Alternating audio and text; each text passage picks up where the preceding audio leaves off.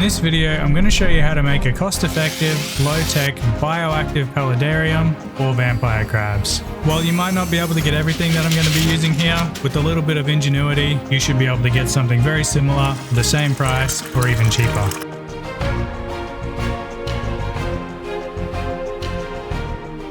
The most expensive part of this build is the tank, which is a 50 by 30 by 40 centimeter generic front open style tank. You can pick these up pretty much anywhere for fairly cheap, especially if you score one secondhand. As this build is part of my different background materials series, we're going to be using a corkboard background this time, which I've already siliconed to the back wall of this tank. This stuff is also super cheap and you can pick up a board around this size for easily less than 10 bucks. For my background hardscape, I'm going to be using trusty old cork bark bits, which again you can get for a few dollars a kilo. Rather than getting the tubes though, you can usually get assorted sized bits per kilo at a way cheaper price. If the option is available, I always go for the mixed sizes as it seems to give better bits to work from and more variety from my experience. If you've seen some of my other builds, I'm going to be sticking this to the corkboard background using the bamboo skewer method, which I find is one of the best ways to plan out the hardscape and also how to do it fairly organically. Normally when I use this method, I don't have to glue anything in place, but annoyingly this time around, I have to admit I did use a bit of wood glue because the skewers that I bought were maddeningly weak and thinner than usual, which meant they didn't quite lock into place as good as they usually do. It's not something that I actually thought I'd have to pay attention to, but I guess I'm going to have to add this to the list for next time. The process is nice and easy, just make a few holes in the cork bits, then pin them to the background using the skewers. Just make sure you pin them with a few different angles so that the skewers angle differently and lock things into place to give you a lot more sturdiness and structure. A couple of the bits here will make some really nice dirt pockets, and once we move on to adding the dirt later on in the video, you'll see exactly what I mean. If you have similar looking pieces, this is a great way to add a pot-like structure that you can plant something into, rather than using plastic pots.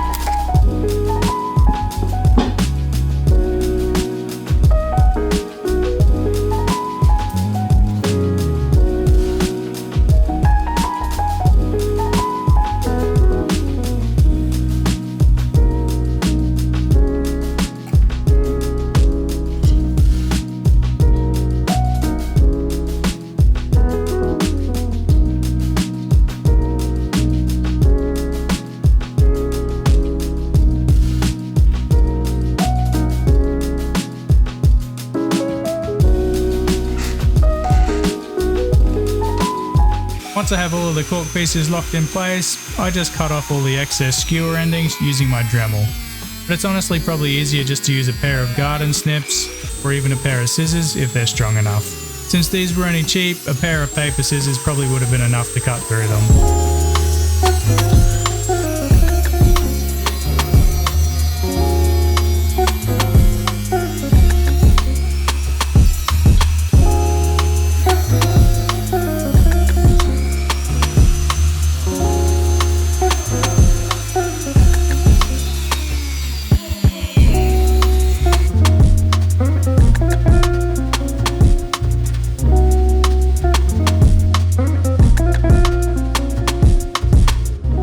Now that the background hardscape is done, we can start working on the base of the tank. So I'm going to be making a nice little water section and a land divide using some grey stone. I found all of these rocks on the side of the road near an old roadworks site no one seemed bothered to clean up. They were 100% free. They're the same ones that I used in my earlier Grey Rock Ravine build. It's a build I made a couple of years ago, so you might have seen me use this type of rock before. I'm making this tank specifically for my Geosesama penangensis vampire crabs, which I've had for over a year now.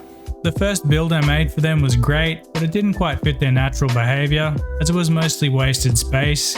So this time around I'm going to make something a lot more to their preferences. As with all species, the aim is to have a ratio of 20% water and 80% land, which is going to be soil. Vampire crabs are terrestrial crabs that don't really benefit from a large water section, so keep this at the top of your mind while you're building your tank. With the soil and water barrier finished, I'm going to be adding an old ficus ginseng plant. However, rather than planting it into the soil above the substrate layer this time, I'm going to be embedding it into the actual substrate layer. You won't be able to do this with all plant species, but ficus trees work really well in this particular scenario. I just placed it where I wanted to and locked it roughly into place using a few different rocks, then surrounded the entire area with lacquer or clay balls. While you could use gravel or crushed lava rock the same as I'm using the clay balls here, I find lacquer to be the cheapest, lightest and easiest option to find as a substrate media. For this reason, I use it for pretty much all of my builds.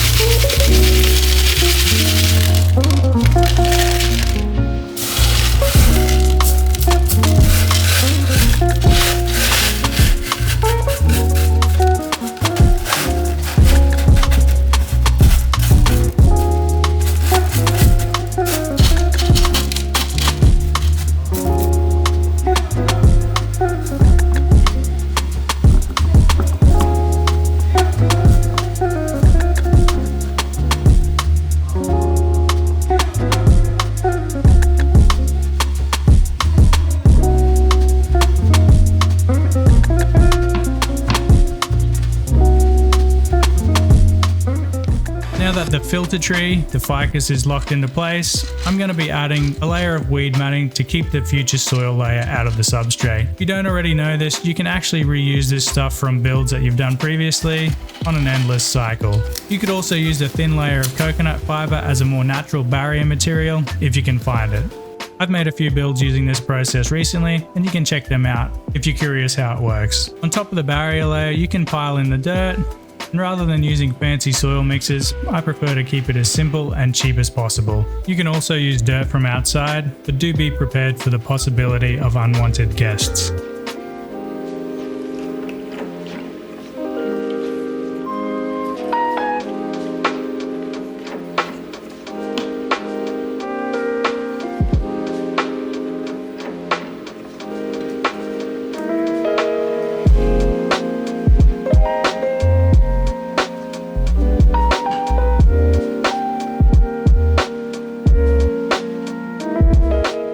Now that I've got the soil layer in, I'm going to cover all of the exposed cork bark with some moss. Again, I got this stuff from outside in my garden, so there is the possibility of critters lurking in it, but to reduce the risk, I soak it for a little while in water, then let it dry out. It usually gets rid of most of the creatures, but occasionally some do make it through. Depending on where you live, it might be legal to collect moss from outside, but in some locations it isn't, so just be aware of that.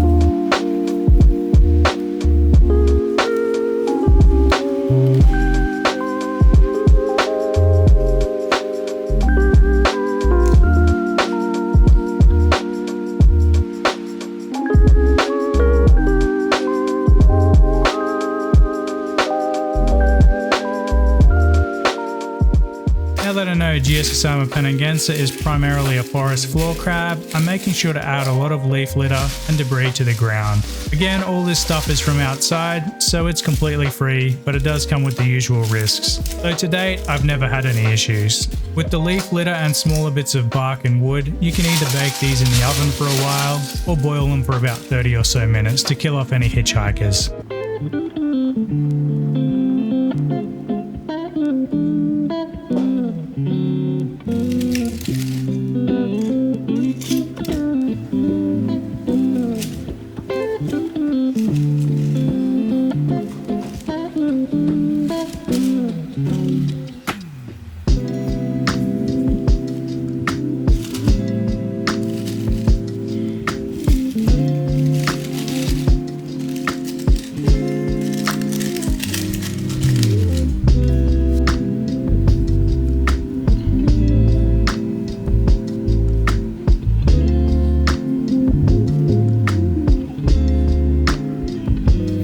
Before I move the tank into its final position, I'm going to give it a light misting, then leave it sit for a few days.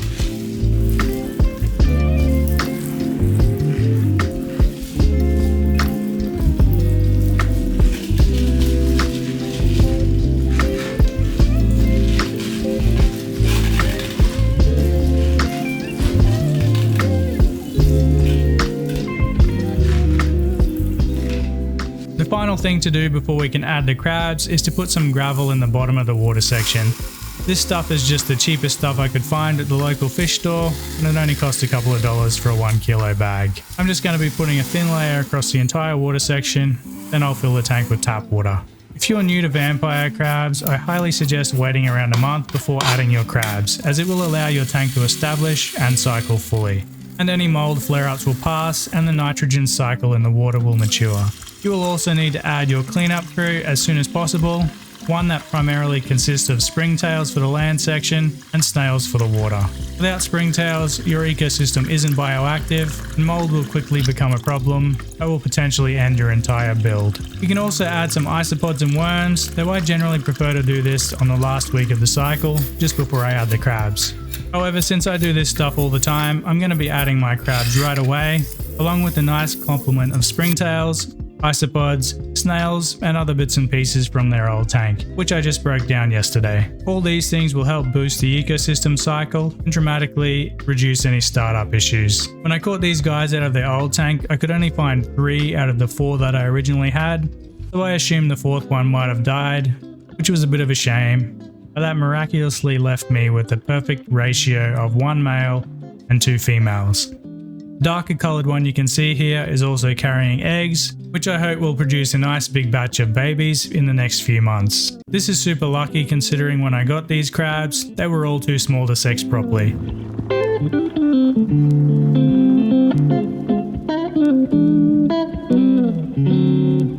Hilariously, a couple of hours later, I found the 4th guy scurrying around the container that I put all the reusable hardscape in. He's by far the biggest of the bunch, but not quite yet fully coloured. When he's reached maturity, he'll have bright orange or deep red claws, very similar to his direct relation here. At some stage in the near future, I'll have a comprehensive species guide on Geososoma penangensis coming out that covers all of the usual stuff, but also goes into some of their little character differences, things that are a little bit different to other Geososoma species. They aren't the most colourful or the most active, and they're probably going to be nearly impossible for anyone to find anyway, as they are really rare, especially captive bred ones. And while I find them really interesting, they probably aren't the best Geososoma species for everyone, especially newbies who want to see their crabs quite often. Maintenance in this tank is also super easy, just a 30% water change once a week, with a light misting 2 or 3 times a week. And then just trim the plants and moss whenever it's required.